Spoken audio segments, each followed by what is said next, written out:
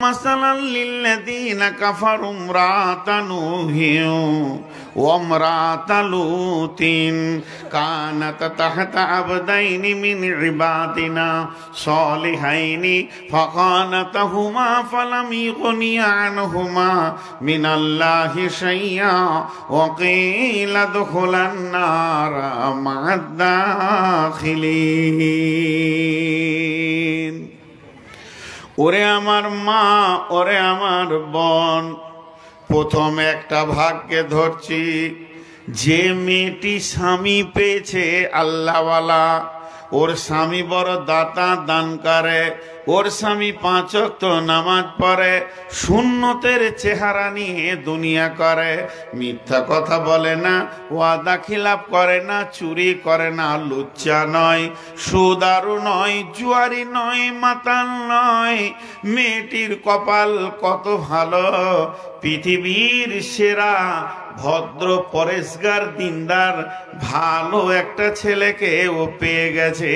এখনো মনে মনে নিয়ত করে নিয়েছে, আমার স্বামী যখন এত পরেশগার, আমি স্বামীকে নিয়ে জান্নাতে চলে যাব।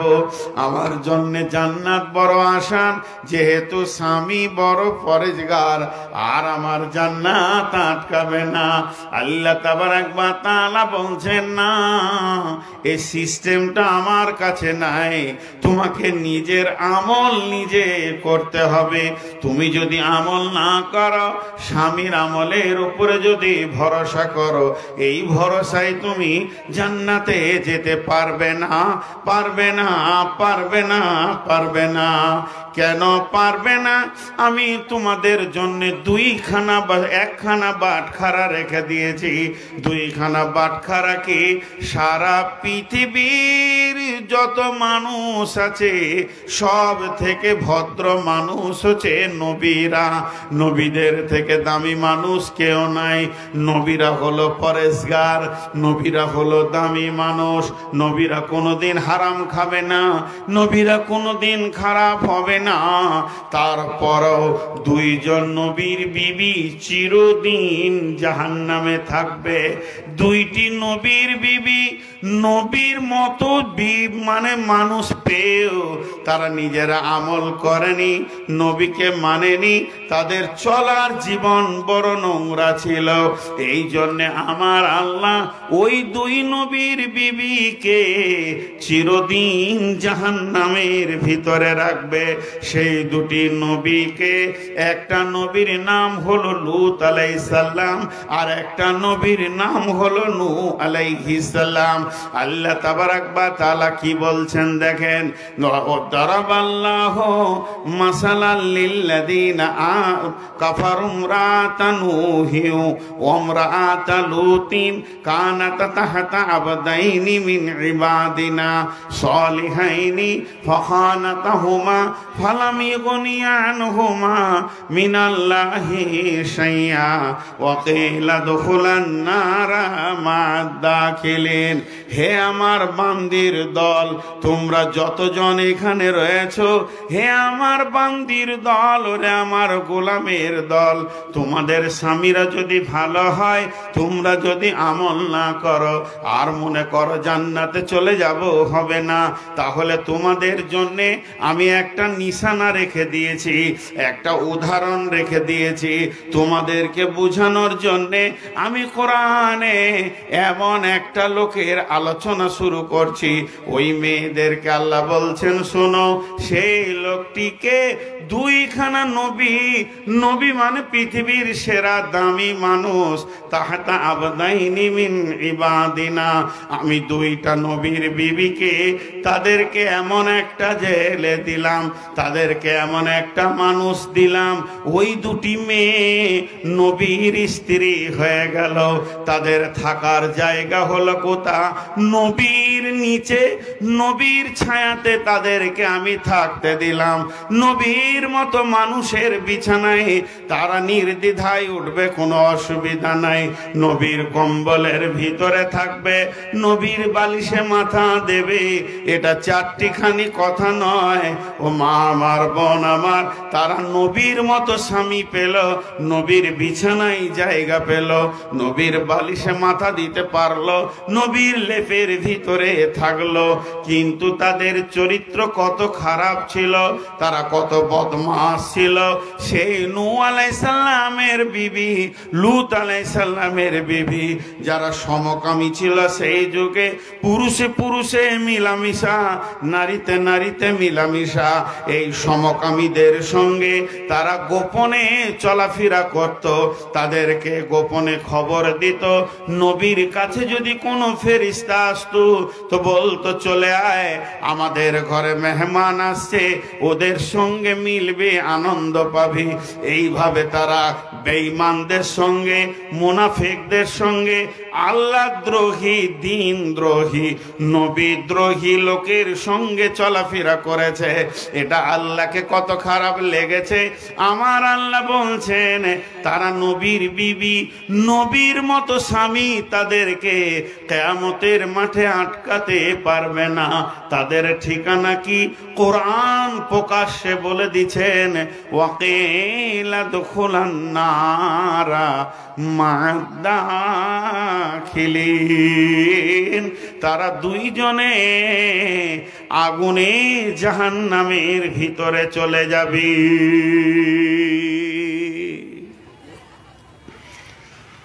কি রেজাল্ট পেলাম? স্বামী ভালো, বিবিটা খারাপ। তো স্বামীগুলো এমএ পাস, বিএ পাস নয়, স্বামীগুলো মৌলানা, মুফতি, মুহাদ্দিস নয়, সরাসরি আল্লাহর নবী। সেই নবী দুটার নাম আল্লাহ কোরআনে দিয়ে দিয়েছেন। একটা নবীর নাম হচ্ছে লূত, আর একটা নবীর নাম হচ্ছে নূহ। নূহ আর লূতের নবী, এই নবীর বিবি যারা তাদের স্ত্রী, যে স্ত্রী জান্নাতের সঙ্গী হওয়ার কথা, সেই স্ত্রী চিরদিন জাহান্নাম চলে যাবে। কেন যাবে? যে তারা নিজেরা নিজেদের মতো করে আমল করেনি। এটা তো নূহ নবী, লূত নবীর কথা হলো। আমরা যে নবীর উম্মত, সেই নবীর কথা শুনেন খানি।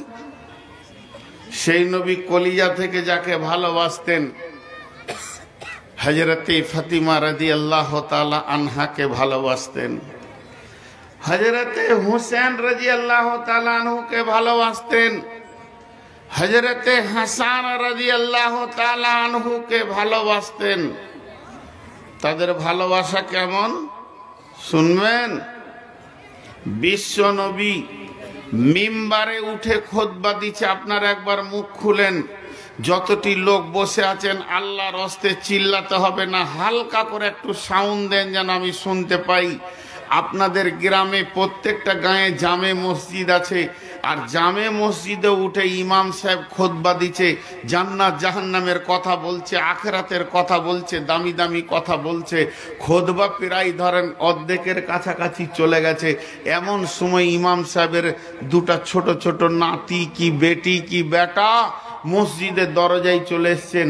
উনি খুতবা থেকে নেমে লোকগুলো কেমনি করে ফেড়ে ফেড়ে ফেড়ে ফেড়ে গিয়ে ওই দুটাকে কোলে করে নিয়ে আবার খুতবা দিলে, তারপরে নামাজ পড়াইলে। ওর চাকরি থাকবে? এতগুলো লোক কথা বলে না, ওর চাকরি থাকবে? মসজিদের ভিতরে লোক বলবে, তুই জুমাটা পড়িয়ে দে, ঘর যা, তোকে আর খেতে হবে না, ঘরেই খাবি, দেখা তোর বউ ভাত রেঁধে রেখেছে, চলে যাবে। বিশ্বনবী খুতবা দিচ্ছেন, বিশ্বনবী মিম্বারে খুতবা দিচ্ছেন, রানিং খুতবা চলছে, আর ইমাম হোসেন আর ইমাম হাসান দুইজন চলে এসছে মসজিদের দরজায়। নবীজি ওই অবস্থায় খুতবা থেকে নামলেন। নামার পরে মানুষগুলোকে ফেরে ফেরে ফেরে ফেরে এক কাঁধে ইমাম হাসানকে এক কাঁধে হুসেনকে নিলেন। নেওয়ার পর আবার মিম্বারে উঠে আবার খুতবা দিতে শুরু করলেন। আর যখনই খুতবা দিতে শুরু করলেন আল্লাহ তাবারাক ওয়া তাআলা আয়াত নাজিল করলেন, আল মালু ওয়াল বানুনা যিনাতুল লিল হায়াতিদ দুনিয়া, আমাল এবং সন্তান পৃথিবীর সৌন্দর্য। কত ভালোবাসতেন। খালি ভালোবাসাটা দেখেন, অন্য কিছু দেখতে বলছি না। ইমাম হোসেন আর ইমাম হাসান বিশ্বনবী আসরের নামাজ পড়াচ্ছেন। আসরের নামাজ ফরজ নামাজ, সাজদায় আছে। একজনা ঘাড়ে চড়ে নিয়েছে, বলছে নানা ঘোড়া হয়েছে, আর একজন পাছাতে ঠেলছে। কত ভালোবাসা। আমি খালি ভালোবাসাটা দেখাচ্ছি। বন্ধুরা আমার, বিশ্বনবী ফজরের নামাজ পড়েন, প্রতিদিন বাড়িতে চলে যান। সেই দিন বিশ্বনবী বেটির বাড়ি ফাতেমার বাড়ি যাচ্ছেন। তো শীতের সময় কম্বল ঢাকা রয়েছে। কে আছে না ইমাম হোসেন আছে, হাসান আছে, আলী আছে, ফাতেমা আছে। নবীজি করলেন কি, ওপর থেকে দাঁড়িয়ে দাঁড়িয়ে দেখছে যে এই চারটা হলো আমার কলিজার টুকরা, আমার মহব্বতের মানুষ।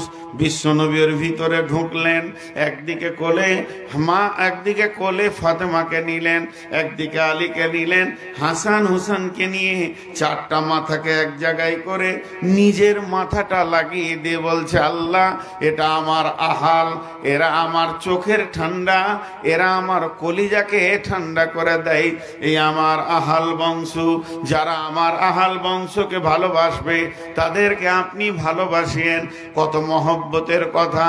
কিন্তু বন্ধুরে, এতক্ষণ মহব্বত দেখালাম, এতক্ষণ মহব্বত দেখালাম, কিন্তু কোরআনের ভিতরে সূরা কাহফের ভিতরে একটা আয়াত নাজিল হলো, বিসমিল্লাহির রহমানির রহিম, কুল মা কুনতু বিদআম মিনার রাসূল। নবী হে, আপনি আপনার আহালদেরকে বলে দেন আপনি কোন নতুন নবী বা নতুন রাসূল নন। আপনি হলেন শেষ নবী, আপনি হলেন আখেরি নবী। আপনার আগে গাদা গাদা গাদা নবী এসেছে, তারা পৃথিবী থেকে চলে গেছে। অতএব আমি আল্লাহ আপনাকে একটাই নবী পৃথিবীতে বানিয়েছি তা নয়, হাজারো নবী চলে গেছে, লাখো নবী চলে গেছে। হে আমার নবী, আমি আয়াতটা কেন পড়লাম তোমার কাছে পাঠালাম শুনে নাও। তার মানে তুমি তোমার ওই প্রিয়জন আহাল, যাকে তুমি অন্তর দিয়ে ভালোবাসো, যেটা তোমার কলিজার টুকরা, যেটা তোমার নয়নের মণি, ওদেরকে ডেকে বলে দাও, আমি বলছি বলে দাও, আয়াতটা শুনিয়ে দাও এবং বলে দাও, বেটি ফাতেমা রে, কঠিন কিয়ামতের দিনে নবীর বেটি ফাতেমা বলে কোনো কনসিডার চলবে না, নবীর নাতি বলে সেই দিন বিচারের দিন কোনো বেনিফিট পাওয়া যাবে না, কোনো কনসিডার হবে না। নিজের নিজের আমলের ময়দানে দাঁড়িয়ে যাও। এটা যদি বিশ্ব নবীর বেটির এই অবস্থা হয়, বিশ্ব নবীর নাতির যদি এই অবস্থা হয়, বিশ্ব নবীর জামাইয়ের যদি এই অবস্থা হয়, তাহলে শুনেলেন আপনার আমার কোন ভরসা আছে কঠিন কিয়ামতের মাঠে? আমার স্বামী, আমার আব্বা, আমার ভাই আমাকে বাঁচাবে। এখান থেকে মা আমার, বোন আমার, একটা জ্ঞান নিয়ে নিতে হবে। সেই জ্ঞানটাকে আল্লাহ তাবারাক ওয়া তাআলা বলতে চাইছেন, নিজের নিজের আমলে নিজে নিজে তৈরি হয়ে যাও।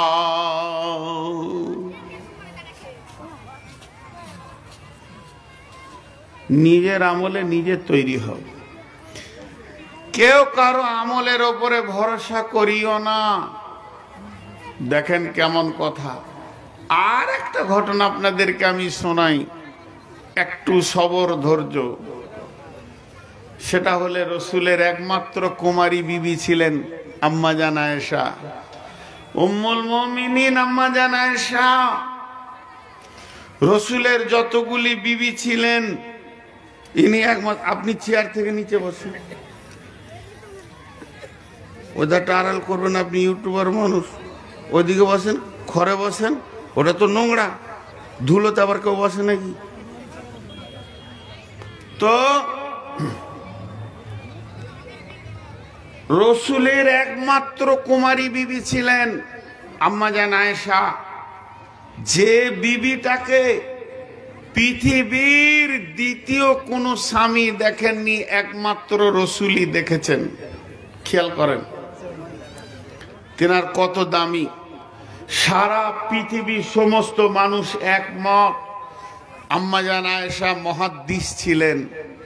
এত হাদিস বর্ণনা করেছেন অল্প বয়সে, অত হাদিস অন্য কোনো বিবি বর্ণনা করেননি। শুধু এই পর্যন্ত নয়, আম্মা জান আয়েশা রসুলের বিবি হবে, আম্মা জান আয়েশার সঙ্গে রসুলের বিয়ে হবে, আম্মা জান আয়েশা রসুলের স্ত্রী হবেন, আর রসুল্লাহ সাল্লাল্লাহু আলাইহি সাল্লাম আম্মা জান আয়েশার স্বামী হবে। সেই মেয়েটি কত দামি! এই বৈবাহিক জীবনের আলোচনাটা পৃথিবীতে হয়নি, মক্কাতে হয়নি, মদিনাতে হয়নি, এটা হয়েছে আরশে মহল্লায়, সেখান থেকে ফাইসালা হয়েছে। তাহলে মেয়েটা কত দামি! শুধু তাই নয়, ওই মেয়েটির ঘরে আল্লাহ রাসূল সাল্লাল্লাহু আলাইহি সাল্লাম ছিলেন, তো কোরআন নাজিল করেছেন। এই পর্যন্ত শেষ নয়, ওই মেয়েটির মূল্য কত! ওই মেয়েটির ঘরে যেদিন বিছানায় বিশ্বনবী শুয়েছিলেন, সেই দিন রসুলের শাবে মেরাজের রাত্রি হয়েছে। আল্লাহ রসুল যে নামাজ এনেছেন, সলাত এনেছেন, শাবে মেরাজে গেছিলেন, সেই রাত্রিটা আম্মা জান আয়েশার কাছে ছিলেন। মেয়েটা কত আল্লাহর কাছে কবুলিয়াত! বিশ্ব নবী যখন জীবনের শেষ বিদায়ে চলে যায়, অন্তিম শয্যায় তিনি যেদিন শুয়েছেন, যেদিন পৃথিবী থেকে বিদায় নিয়েছেন, তো আম্মা জান আয়েশার কোলে মাথা রেখে বিদায় নিয়েছেন। শুধু তাই নয়, যেখানে আম্মা জান আয়েশার বিছানা, আজ নবীজি ওই জায়গাতেই শুয়ে আছেন। ওই বিছানাকে সরিয়ে মদিনা মানওয়ারাতে তার কবরের ব্যবস্থা হয়েছে। মেয়েটি কত দামি! ওই মেয়েটিকে আখিরি পয়গম্বর আল্লাহ তাবারক ওয়া তাআলা যাকে সুপারিশের ক্ষমতা কিয়ামতের মাঠে দেবেন, কিয়ামতের মাঠে আল্লাহ যার হাতে হাউজে কাউসার দিয়ে দেবেন, কিয়ামতের মাঠে আল্লাহ যাকে মাকামে মাহমুদে পৌঁছাবেন, এই যে চারিদিকে সম্মানী করবেন, ওই মেয়েটি যেদিন ও হঠাৎ করে বাড়িতে কেঁদে ফেললেন, ওয়ান আয়েশা রাদিয়াল্লাহু তাআলা আনহা ওয়া হিয়া বাকাআত, আল্লাহর নবীর বিবি আম্মা জান আয়েশা কেঁদে ফেললেন।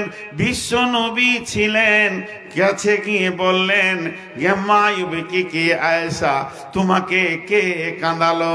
আয়েশা রে, তোমাকে কেউ গালি দিয়েছে, অপমান করেছে, উঁচু নিচু কথা বলেছে, তোমাকে কষ্ট দিয়েছে, তাই তুমি কাঁদছো। আম্মা জান আয়েশা কিছুই বললেন না, শুধু এতটুকু বললেন, জাকারতুন নারা ফাবাকাইতু ইয়া রাসূলুল্লাহ, আমি এখনই জাহান্নামের আগুনের কথা চিন্তা করছিলাম, কঠিন কিয়ামতের কথা চিন্তা করছিলাম, তাই আমি কেঁদে ফেলেছি। ও দয়ার নবী গো! কাঁদার কারণটা দেখেন। আমি এখন চেয়ারে বসে বসে কাঁদছি, হঠাৎ কমিটির লোক তো এটা মেনে নিতে পারবে না যে আমাদের মেহমান কেন কাঁদবে। তো আমাকে ইনি জিজ্ঞেস করছেন যে মৌলানা আপনি কাঁদছেন কেন? তা আমি কারোর দিকে আঙুল তুলে বলছি, ও আমাকে মারলে, ও আমাকে অপমান করলে, তখন এই কমিটির লোক বলবে আচ্ছা ঠিক আছে আপনি চুপ করেন, বিষয়টা দেখছি কি কতদূর করা যায়। কিন্তু যদি আমি একবার ওই কথাটা না বলি যে এই লোকটা মেরেছে, ওই লোকটা অপমান করেছে, এই কথা না বলে যদি আমি বলি যে জাহান্নামের আগুনের ভয়ে কাঁদছি, তো পৃথিবীর কোন পুরুষ আছে উঠে বলবে যে আপনি কাঁদিয়েন না, বিষয়টা আমি দেখছি? কারো ক্ষমতা আছে যে আমাকে বলবে যে আপনি চুপ করেন, তো বিষয়টা আমি দেখে লিছি? কত বড় সে মাস্তান আছে? কারো ক্ষমতা নেই, ওটা তো কাঁদারের জিনিস। আর আপনি আমি তো দূরের কথা, স্বয়ং নবীজি। ওই ছেলেকে ধরে আনতে পারবেন? ওই পেছনকার ছেলেকে ধরে নিয়েছেন তো? এই লাইটটা তুই দিয়ে যা, লাইটটা দিয়ে যা। লাইটটা দিয়ে যা, ওকে ধরে নিয়েছে তো। আর কেউ কথা শুনে না, এত করে ওকে ধরে নিয়েছে তো। ও লাইটটা নিয়ে আসে না, লাইটটা আনেন। ওখান থেকে আমাকে আবার ইশারা করছে, ফাজলামো করছে। আর লাইটটা আনেন না, ওকে পরে দিব, তা ভালো। কথা বুঝে না কারা। তো আমার দিকে তাকান, সাধারণ মানুষের মুখে ছেড়ে দেন মুখের কথাকে, আমার মতো মানুষের মুখে ঝাঁটা মেরে দেন, সব কথা বাদ দেন। বিশ্ব নবী দেখেন, আম্মা জান আয়েশা যখনই বললেন যে আমি জাহান্নামের ভয়ে কাঁদছি, তো বিশ্ব নবীর মতো ব্যক্তিটাও পর্যন্ত চুপ, স্টার চুপ। আম্মা জান আয়েশাকে বলছেন না যে তুমি চুপ করো, বিষয়টা আমি দেখছি, এ কথা বিশ্বনবী বলছেন না। খালি এই জায়গাটা একটু খেয়াল করতে বলছে, আপনাদের হাতগুলো ধরে মনগুলো অন্যদিকে নিয়ে যান না। যখনই ভাইটাল বায়ান হবে তখন চারিদিক থেকে শয়তানের আক্রমণ হবে। আপনাদেরকে আল্লাহর হস্তে বলছি, এই জায়গাটা একটু ধ্যান দেন। আজকে বায়ানের মেল ভাইটাল পয়েন্ট এইগুলো। তো বিশ্ব নবী পর্যন্ত চুপ, আখিরি নবী চুপ। তা আম্মা জান আয়েশা সেখান থেকে কি বুঝলেন? আম্মা জান আয়েশা একটা জিনিস বুঝেছেন, তিনি গভীর জ্ঞানের মহিলা ছিলেন, তিনি গভীর তথ্যবহুল কথা বুঝতেন। তিনি একটা জিনিস বুঝলেন, কি যেটা বুঝলেন সেটা এটাই যে আমাকে নবীজি কত ভালোবাসেন। আমি কেঁদেছি তো নবীজি এসেছে, আমার চোখের পানি নবীজির দিলে প্রভাব সৃষ্টি করেছে। আমি যে কেঁদেছি তো নবীজি বেচৈন হয়ে গেছে, আমার নবীকে আমার চোখের পানি উতাল করে দিয়েছে, পাগলা বানিয়ে দিয়েছে। তাহলে আমাকে নবীজি কত ভালোবাসেন এর প্রমাণটা হয়ে গেল। তাই তিনি চালাক মানুষ, তিনি প্রশ্ন করলেন, হাল তাযকুরুনা আহলিকুম ইয়াউমাল কিয়ামাতি ইয়া রাসূলুল্লাহ। ও দয়ার নবী গো, ও আখিরি নবী গো, আপনি একটিবার বলেন, আজকে আমি পৃথিবীতে কেঁদেছি, পৃথিবীতে আমার কাঁদার কারণে এটা হলো মদিনার মাটি। আপনি দৌড়ে এসে আমাকে জিজ্ঞেস করেছেন, এখান থেকে আমি প্রমাণ পেয়ে গেছি স্ত্রী স্বামীর যে একটা কর্তব্য আছে স্ত্রীর ওপরে, তার বহির প্রকাশ আপনি দিয়ে দিয়েছেন। তাহলে আপনি আমাকে কত ভালোবাসেন, হৃদয় দিয়ে ভালোবাসেন, বুঝে ফেলেছি। ও দয়ার নবী গো, শুধু একটা কথা জিজ্ঞেস করছি, আপনি একটি বার উত্তর দেন। আজকে যেমন আমি কাঁদলাম, আপনি দৌড়ে এসে জিজ্ঞেস করলেন, এটা হলো মদিনার মাটি, এটা হলো মক্কার মাটি, এটা হলো আরবের মাটি, এক কথা এটা দুনিয়ার মাটি। মানুষ এখানে কানবে, হাসবে, হাসবে, কানবে, কানবে, হাসবে, হাসবে, কানবে, এটা তো চড়াই উতড়াই লেগে আছে। কিন্তু এমন একটা দিন আসছে অচিরে, সেদিন মানুষ খালি কানবে আর কানবে, হাসার কোনো পালা থাকবে না।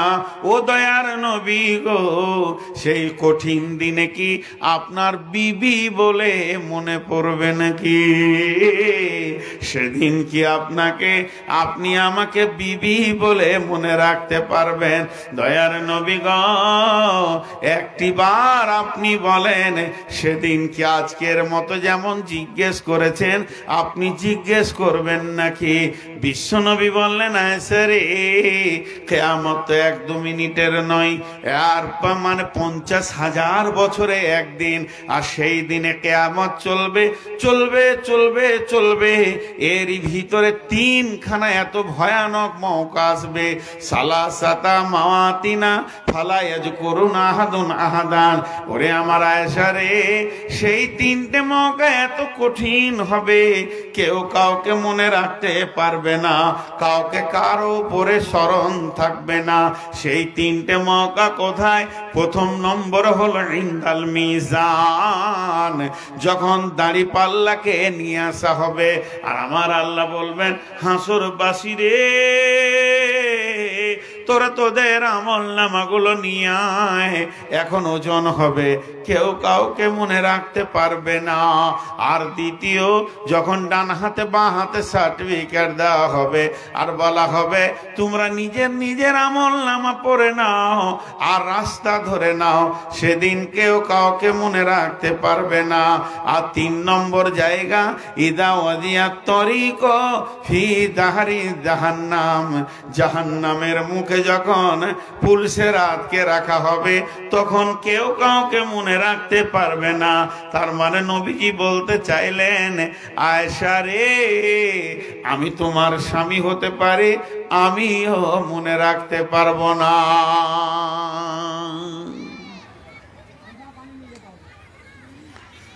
প্রথম দিকে বলছিলাম নূহ নবীর কথা।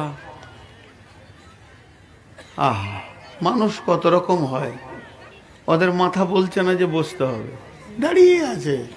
ওর বাচ্চা ছাড়া কোথাও বসেনি, দাদারাও বসেনি, ওরাও বসেনি। এবার কেটে পড়বে, এবার কাটতে লাগলো, দেখো খেয়াল করে। বসলি বংশ মর্যাদা শেষ হয়ে যাবে। যে বংশের মানুষ ওরা তো বসে না, বসল। মেয়েদেরকে আমি কেন আগে রাখতে পারে বাবু? জীবনে শুনবে না ওরা। আমার বই আমার কথা শুনে না, আর পরের বউ শুনবে, মাথা খারাপ। আমি হিসাব করে পাই না। ও দাঁড়িয়ে থাকবে তাও ভালো, এরা হিলবে না। ওরা যদি হিলতো তাহলে গোটা দুনিয়ার মানুষ আর মাথা ঠুকে মরতো না। যে বিয়ে করেছে সে জানে যে জিনিসটা কি জিনিস, যার বিয়ে হয় নাই সে জানবে কি করে যে জিনিসটা কি জিনিস। আমি যাকে বিয়ে করেছি, যাকে খাওয়ার দেওয়ায় আল্লাহ আমাকে দিয়ে, পোশাক দিই, চিকিৎসা দিই, ভালোবাসা, প্রেম প্রীতি, টাকা পয়সা সব দিই, সেই আমার কথা শুনে না। এ আফসোস আর কোথা রাখবো? বাপ, তোমরা ছোট ছেলে, বুঝবে না, চুপ করে থাকো। ও জিনিস আলাদা জিনিস। আল্লাহ দিয়েছে, দেখে ভালো লাগছে, দুনিয়া কাটিয়ে লাও, ছেড়ে দাও। ওদেরই বায়ন চলছে, এক চুল হিলাতে পারবে না। যাও, আমি বলে দিছি, মা আমার, বোন আমার, বেটি আমার, খালা আমার, সামনের দিকে আগিয়ে বসে, পেছনটা ছেড়ে দেন। আল্লাহর ওয়াস্তে আমরা তো আপনাদের ভিতরে ঢুকতে পারবো না যে ঠেলে সরিয়ে দেবো, গায়ে হাত দেওয়া জায়েজ নেই। তো এত দূর আবেদন করছি, আপনারা একবার জায়গাটা চেঞ্জ করে মুখের দিকটা খালি করে দেন। আল্লাহর ওয়াস্তে জান হয় নাই, দেখে আসেন, রিজাল্টটাও দিয়ে দিচ্ছি সঙ্গে সঙ্গে। একটু হিলেনি, একটু হিলেনি। জি, তো 3টে ক্যাটালগের মধ্যে একটা বললাম তখন থেকে, সেটা কি? যে স্বামীটা ভালো, স্ত্রীগুলো খারাপ। হিলবে না কেন? না, বিশ্ব নবী পর্যন্ত নিজের বিবিকে কথা বলেনি যে আয়েশা তুমি চুপ করো, আমি দেখে নিব কিয়ামতের মাঠে তোমাকে কি করে বাঁচাতে হয়। অতএব নিজের নিজের আমলের ময়দানে দাঁড়াতে হবে। হে আমার মা, ওরে আমার বোন, ওরে আমার বেটি, যদি আপনার স্বামী হাজারো পরেজগার হতে পারে, আপনাকে নিজের আমলে নিজেকে দাঁড়াতে হবে। একটা হলো। এবার দ্বিতীয়টা বলছি, স্বামীটা খারাপ, বিবিটা ভালো। এটা আবার কেমন? বিসমিল্লাহির রহমানির রহিম। وضرب الله مثلا للذين آمنوا امرأة فرعون إذ قالت رب ابن لي عندك بيتا في الجنة ونجني من فرعون وعمله ونجني من القوم الظالمين। ওরে আমার মা, ওরে আমার বোন, বহুত আমার বেটি আছে বড় পরেশগার, নামাজ পড়ে। যেমন আজকে একজন মহিলা, কোন জায়গা থেকে বলবেন না, হঠাৎ আমাকে ফোন করলো। আমি ফোনটা তুললাম আপনাদের মসজিদে এসার পর। আমি তার কণ্ঠস্বরে দেখলাম মহিলা মানুষ। গেল, কে বলছো? বলে মুর্শিদাবাদ থেকে বলছি। বলে আপনি নূর মাহব? বলে হ্যাঁ। বলে আমাকে আমার স্বামী জোর করে বেড়ি বাঁধা করায়। বেড়ি তো হারাম, আমি কি করব? এখন কি উপায় আছে আমার? আমি নাদবি সাহেবকে দিলাম, উত্তরটা দিয়ে দেন। বন্ধুরা আমার, অনেক পরেজগার মেয়ে আছে যারা 5 ওয়াক্তে নামাজে যাদের মন ভরে না, তাহাজ্জুদে উঠে চোখের পানিতে কাঁদে। অতএব পরেজগার মেয়ে আছে, কত ভালো মেয়ে আছে, নিজেকে পর্দার সঙ্গে দুনিয়া করে, বেগানা পুরুষের সঙ্গে কথা বলে না, এটাকে সে নোংরা মনে করে। এই যে ভালো ভালো মেয়ে পৃথিবীতে রয়েছে, কিন্তু দেখবেন নসিব কেমন, ওদের স্বামীগুলোই আবার বড় খচ্চর। আছে না মাল, ডেঞ্জাস মাল আছে না?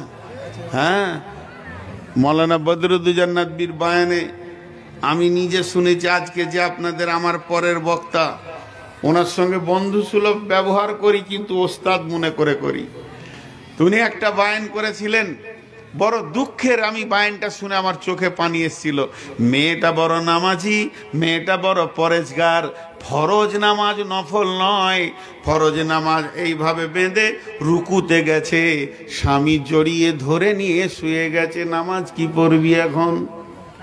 এটা কোন বয়স? এত নামাজের বয়স নয়, এখন রিল্যাক্স করব, হইচই করব। বিবিকে নামাজ পড়তে দেয় না, বাপকে ফোন করেছে, আব্বা আমাকে নিয়ে চলো, সেকে নিয়ে যাচ্ছে।